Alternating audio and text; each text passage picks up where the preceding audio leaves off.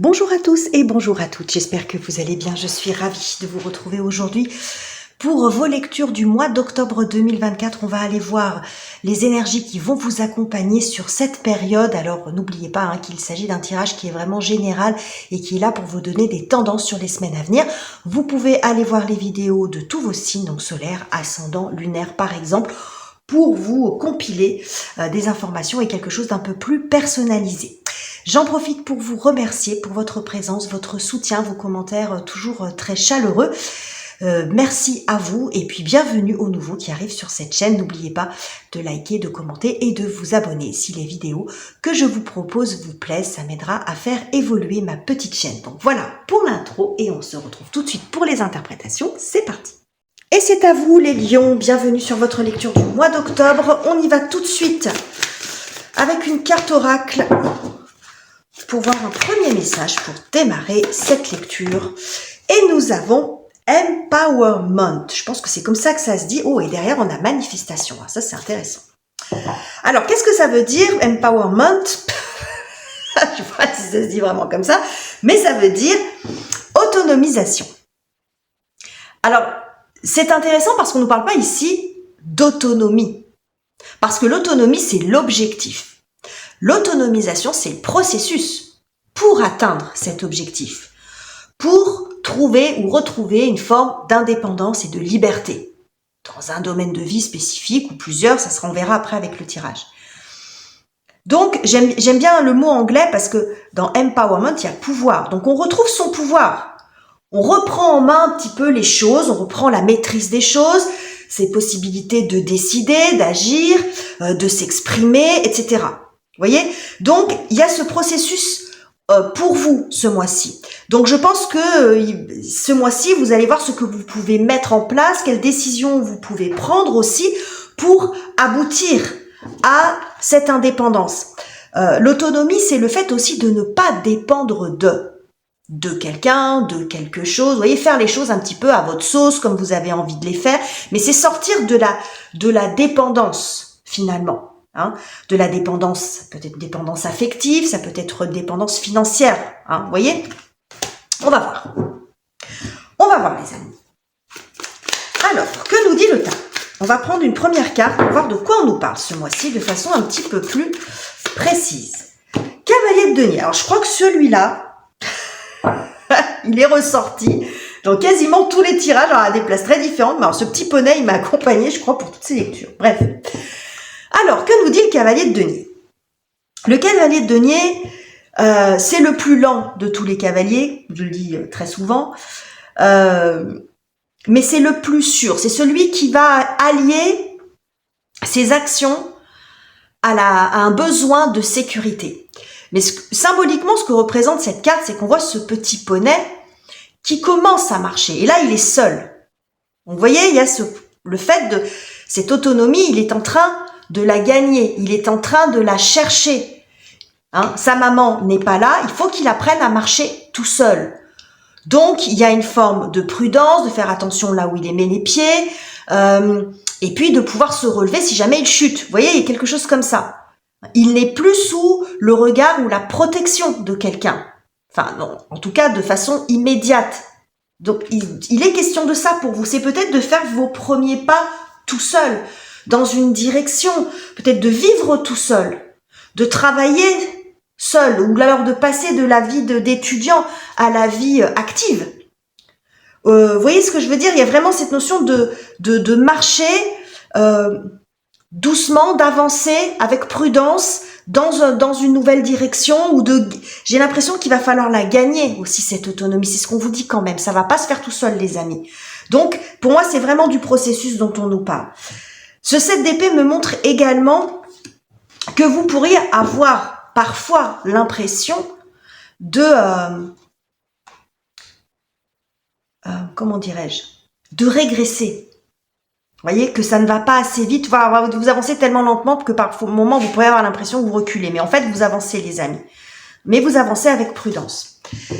Et puis parfois, quand vous allez vous retrouver dans des situations difficile, il va falloir user de votre intelligence et vous n'en manquez pas les lions pour trouver des solutions ou des chemins de traverse pour arriver à passer quand même. Ok, Donc on nous annonce que ça ne sera pas forcément facile. C'est ce que ça nous dit ici. Ok. On nous annonce pas forcément des catastrophes, mais bon, cette autonomie ou cette liberté, elle a quelque part, elle a un prix. Alors, qu'est-ce qui vient vous aider et vous soutenir, les amis? Les énergies et circonstances en votre faveur. La justice. Ok. Alors, pour moi, cette carte de la justice, elle sort comme dans sa version de sagesse. Donc, je pense que vous n'êtes pas dans la précipitation. En fait, ici, cette justice montre que vous faites preuve, ça peut résonner aussi comme un conseil, hein, les amis, de réalisme. Et que vous prenez le temps de réfléchir, de peser le pour et le contre, et surtout, ce que je vois, en fait, c'est de mesurer les conséquences de ce que vous vous apprêtez à faire. Et en disant ça, ça n'annonce pas que des catastrophes. Mais ce qu'induit, en fait, l'indépendance, la liberté et l'autonomie, c'est aussi la prise de responsabilité. Et c'est ce que cette justice, elle vous met en face aussi. La justice nous met face à nos responsabilités. Donc, c'est faire face aussi aux conséquences. Si tout va bien, bah, vous vous en attribuerez le mérite. D'accord ? Mais s'il y a des difficultés, vous serez peut-être seul aussi à devoir les affronter. Vous ne pourrez ni, sans dire d'accuser quelqu'un d'autre ou d'en blâmer quelqu'un d'autre, mais vous devrez aussi surtout gérer ce qu'il faudra gérer derrière. Vous voyez ? Donc il y a le côté toujours double tranchant dans la justice. Mais elle n'est pas mal aspectée, cette justice. C'est plutôt, je dirais que c'est plutôt faire preuve de sagesse. Hein ? C'est faire preuve de sagesse quand on est dans cette réflexion-là, une réflexion posée. Donc pour moi, vous n'êtes pas dans la précipitation, les amis. Avec ce que j'ai ici, vous êtes dans une phase de réflexion. De réflexion, vous avancez à tâtons parce que vous êtes intelligent et que vous savez très bien que ce que si vous voulez, je vais redire autonomie, indépendance, liberté, ça sera pas sans... C'est pas, vous ne voyez pas que le côté glamour de la chose. Vous êtes suffisamment réaliste pour savoir que forcément il y aura un autre versant de l'histoire et que c'est important aussi de le considérer. Ok les amis. Alors, quelle est la difficulté que vous pourriez encore avoir à traverser ou ce sur quoi vous avez besoin de travailler? Deux cartes qui se sont retournées, mais j'en ai vu plus. Je ne sais pas quelle était la deuxième. Ah, la lune.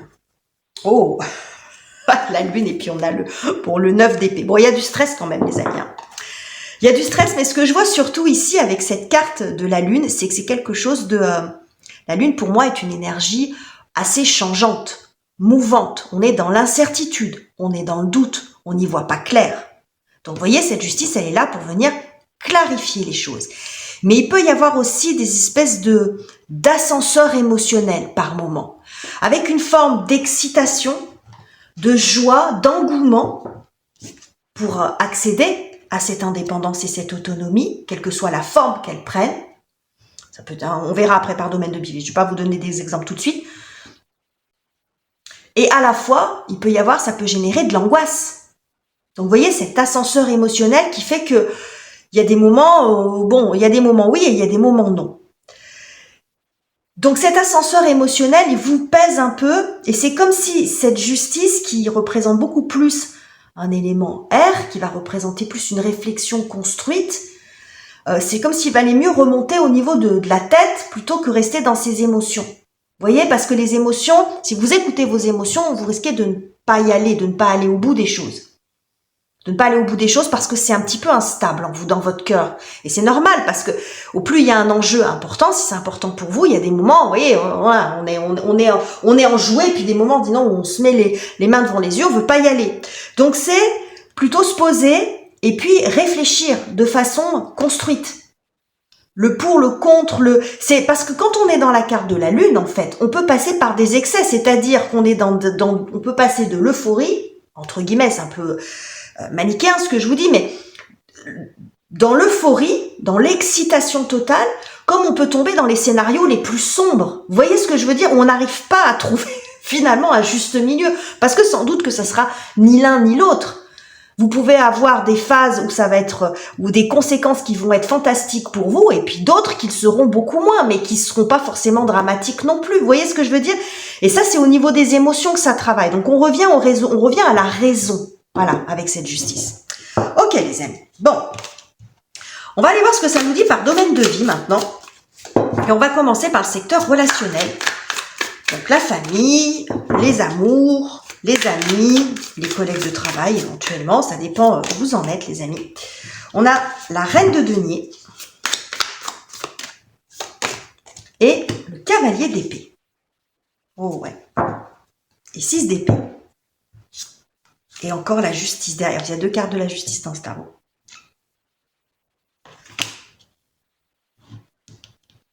Oh ouais. D'accord, j'ai compris. J'ai compris où le tarot, l'alter tarot veut en venir. Ce que je vois ici dans le secteur relationnel, c'est que vous pourriez être en contact avec quelqu'un, quel que soit le type de relation, qui a tendance à vous surprotéger. Parce que cette reine de denier, je la vois comme ça. Je la vois vous couver du regard. Elle a cette caractéristique, la reine de denier, d'être extrêmement bien organisée. C'est un peu la mère nourricière. Hein. C'est un petit peu comme ça que je la vois. La mère nourricière, mais qui va beaucoup vous protéger, beaucoup anticiper sur vos besoins. Hein, qui va faire en sorte que vous ayez tout en temps et en heure et puis qui va faire dont l'intention en fait est que vous ayez le moins de difficultés possible dans votre vie, vous voyez. Et ce côté surprotection, même s'il n'est pas intentionné, vous étouffe. Parce qu'ici, on a ce cavalier de denier qui est qui décolle de là, vous voyez, qui part dans l'autre sens et qui en a besoin. Ici, on nous parle de spontanéité, mais vous voyez, il y a le fait aussi de suivre ses propres choix, sa propre volonté, de ne pas tout anticiper. Il y a quelque chose de plus vif et de ne pas tout préparer à l'avance. Vous avez besoin quelque part de vivre vos propres expériences, en fait. Donc de vous détacher de cette personne qui peut-être à vos côtés ou qui a eu un rôle à un moment donné dans votre vie. Ça peut être votre maman, par exemple, qui vous a tellement surprotégé. Ça peut être un papa aussi, hein, qui endosse le rôle de maman. Hein. On a des papas qui sont très protecteurs aussi. Hein. Quelqu'un qui vous a surprotégé. Ça peut être une grande sœur, un grand frère. Bon, je ne vais pas rentrer dans tous les exemples, mais vous voyez, en tout cas, quelqu'un qui a été très présent, même si c'est pas quelqu'un avec qui vous vivez aujourd'hui, mais qui vous a surprotégé et qui, du coup, vous a un peu étouffé et empêché de vivre à certains moments vos propres expériences. Et comme je le dis souvent, y compris dans mes consultations, c'est que même quand on veut aider quelqu'un, on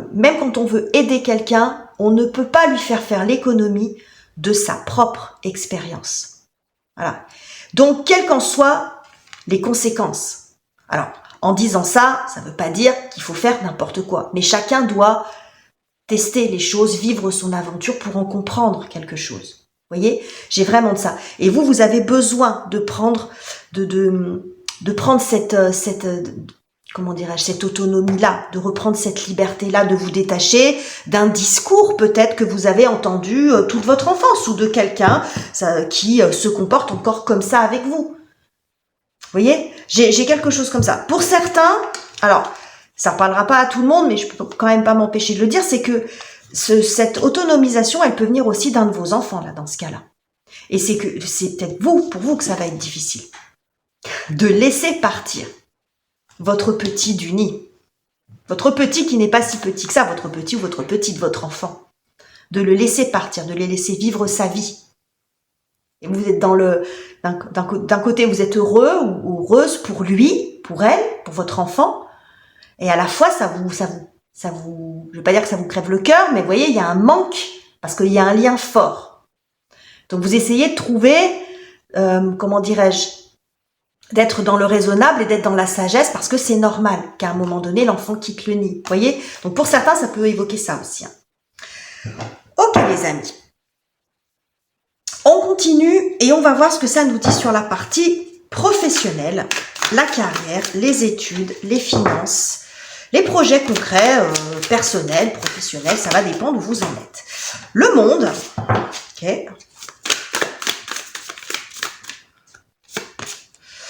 Et le magicien, intéressant.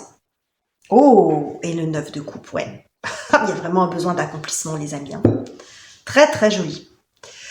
Alors, sur le plan professionnel, qu'est-ce que ça nous dit? Bah, ici, avec le monde, on est dans la finalisation. On termine avant de commencer. Donc, pour certains, ça peut montrer un changement ou un désir. Parce que là, pour moi, c'est la transition. Hein. Comme je vous dis, c'est le processus. Il y a un désir de changement professionnel. Changement de voie, changement de statut.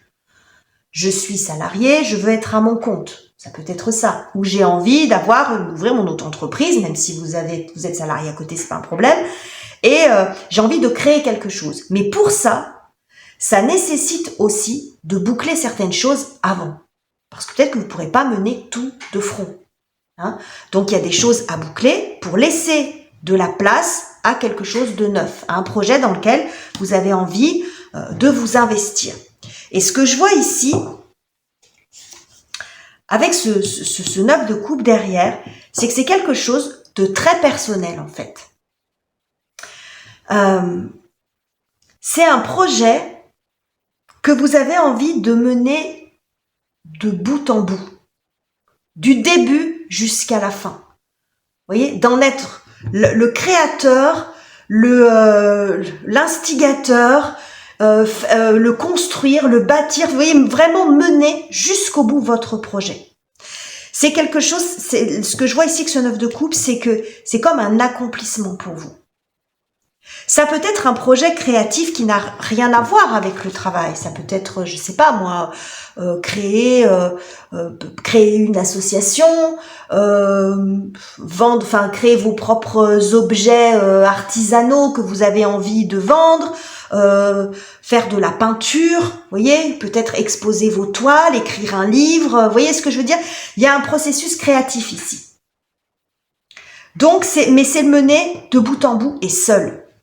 Et c'est en ça qu'on peut aussi avoir l'autonomie. C'est faire les choses seul et par vous-même, mais c'est ce qu'on avait aussi ici. Hein. C'est ce qu'on avait aussi ici, les amis. Vous avez besoin de faire les choses par vous-même, de vous émanciper. Peut-être pour ici, c'est de s'émanciper d'un grand groupe, d'un grand ensemble. Si vous êtes dans une entreprise, dans une grosse boîte, alors ça ne veut pas dire que tous les lions vont quitter l'entreprise, mais ça peut être aussi d'avoir un poste où vous êtes plus indépendant, où vous ne dépendez plus, comment dirais-je, d'horaires d'agence, d'horaires de magasin, d'horaires de bureau, et puis que vous faites un petit peu votre life comme vous avez envie, même si après vous pouvez avoir à rendre des comptes, c'est pas la question, mais vous voyez, ça peut être ça l'autonomie. Hein. Et avec cette carte de la justice, vous dites ok, j'ai envie d'avoir cette liberté, mais ça a des conséquences. Si vous vous mettez à votre compte, je vais prendre cet exemple-là, c'est le plus facile. Si vous vous mettez à votre compte, il y aura des conséquences. Donc oui, vous allez faire ce que vous voulez, gérer votre temps et faire ce que vous aimez surtout. Faire ce que vous aimez, gérer votre temps, bon. Mais il n'y aura pas que du cool dans l'histoire. Hein, parce que s'il y a des difficultés, s'il y a des difficultés financières, il y aura que vous pour les assumer aussi. Vous voyez ce que je veux dire? Donc il y a vraiment cette réflexion importante et construite. Mais en tout cas, ce que je vois, c'est que c'est quelque chose qui vous tient particulièrement à cœur de le mener à bien. Pour certains, ça peut être aussi s'il y a un projet ici qui n'arrive pas à se décanter, c'est-à-dire que quelque chose qui n'arrive pas à avancer, qui reste un petit peu coincé. Ce monde peut aussi me montrer la fin d'une façon de faire. C'est-à-dire que là, je me bute dans quelque chose, ça fonctionne pas. Peut-être qu'il y a trop d'affect aussi. Il y a trop d'affect ou en tout cas, la situation n'arrive pas à se décanter. Donc, on arrête et on reprend depuis le début. Et on jauge la situation. Qu'est-ce qui fonctionne? Qu'est-ce qui ne fonctionne pas? Pourquoi ça ne fonctionne pas? Vous voyez, on est dans le pragmatisme ici. Ça peut aussi être ça pour certains d'entre vous. Après, c'est à vous de voir. On va terminer ce tirage et on va aller voir ce qui se passe un peu dans votre cœur et dans votre tête, les amis, sur le plan un petit peu plus spirituel. Nous avons l'impératrice. Bon, j'ai fait bouger mon tapis. Et nous avons la force. Et derrière, on a le pendu avec du lâcher prise.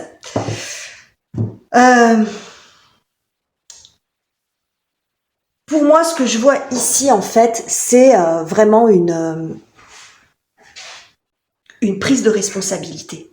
C'est-à-dire qu'en fait, ce que me dit si cette impératrice, c'est que vous êtes prêt ou prête.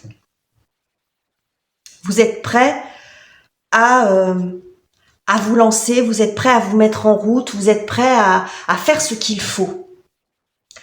À vous confronter aux difficultés, mais ici, il y a une forme de maîtrise des choses. Vous voyez, cette impératrice que je vois ici, ce coquelicot, ce qui est intéressant, c'est le contraste. C'est le fait de se distinguer du fond. Donc, c'est d'assumer aussi ce que vous êtes, d'assumer les choses. C'est en ça aussi qu'il y a la prise de responsabilité. On assume jusqu'au bout. Mais pour autant, pour moi, il y a une forme de maîtrise et presque de sérénité qui se dégage de ça. C'est la force maîtrisée. Hein.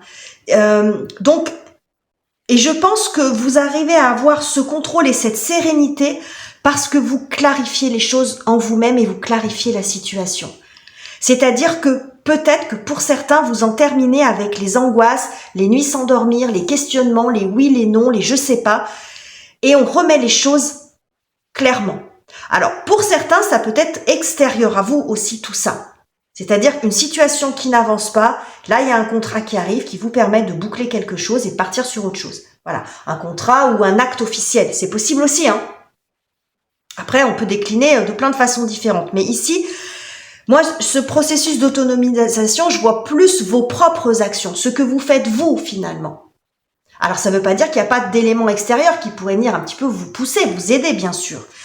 Mais c'est plus comme ça que je le vois. Mais après, bien sûr, vous adaptez en fonction de ce que vous vivez, les amis. Mais en tout cas, je vois une forme de sérénité parce que vous reprenez le contrôle des choses, mais avec une forme de sagesse.